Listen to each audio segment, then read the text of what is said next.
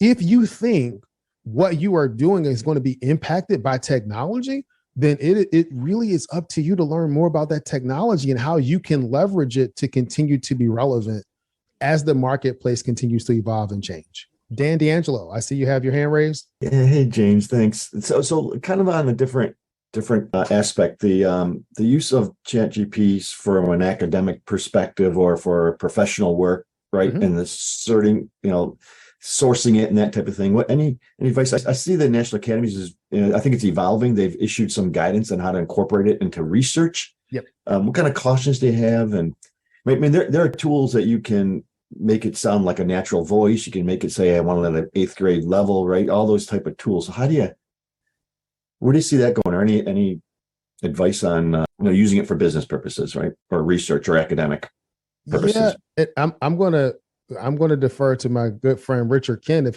he's still here when we get to talk about that. But let me say something before I get to you Richard. And that is, Dan, I think what has happened with the National Academies and the Transportation Research Board, they have even talked about if you used ChatGPT or some kind of AI tool to help you write your paper, that you have to cite that. You have to say, this is how it was used. Like, it was used to develop an outline. It was used, however it was used, they want to be able to source that. There are tools that are out there. I think it's Originality AI that you can put text into, and it will give you a probability of whether this text was generated by AI or not, or generated by a human. And so you can imagine there's going to be this arms race of people they're trying to build the model to fool the tool, and they're going to continue to increase the tool to be able to catch the models. But in terms of how it's being used in academia, Richard, you got any thoughts on that? I'm not an expert on how various groups are requiring citation or recommendations for the use of these kinds of tools. I will say right now, I think everyone's trying to figure it out, but it's also really not much of an issue, because in my experience, ChatGPT and these other kinds of tools are very good for generic kinds of things. Like, if you wanted to write a generic resume for you, it can.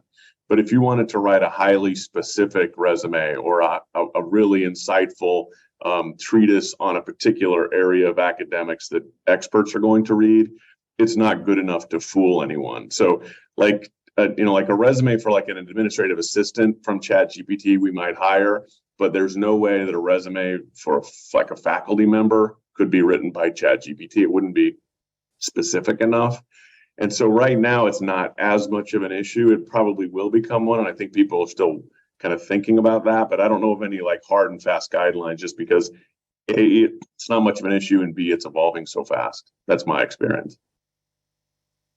I mean, I've even, right, there's even add-ons where you can take something for plagiarism, right? Say, hey, reword this so it's not plagiarized, right? It's not copied from somebody else. So, yeah, you can do that. You can tell it to reword it. The cool thing is, think about how you can leverage it for your own purposes. So let's say, and Monique, I'm going to get to you in a second.